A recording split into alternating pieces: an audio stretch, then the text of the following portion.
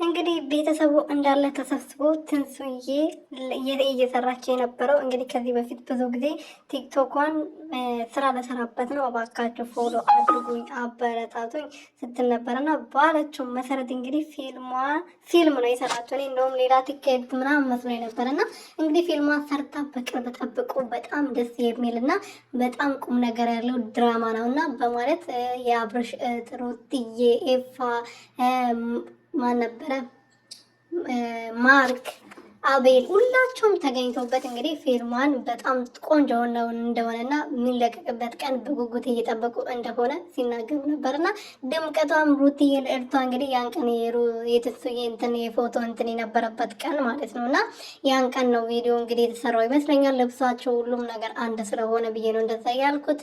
ሰላም ሰላም ቤተሰቦቼ እንዴት ናችሁልኝ? እኔ ያለሁ እግዚአብሔር ይመስገን። በያላችሁበት ሰላማችሁ ብዙ ትርፍርፍ ይበልልኝ። ሩቲና አብርሽ ኤፋ አቤል ሁላቸውም መጥተዋል።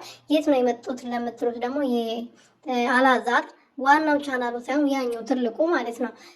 እንትን ጥያቄና መልስ ምናምን የምጠይቅበት ቻናል ስሙን አላስኩትም፣ ይቅርታ አድርጉልኝ። እዛ ላይ ነው የመጡት። ውሸቴን አይደለም እውነቴን ነው።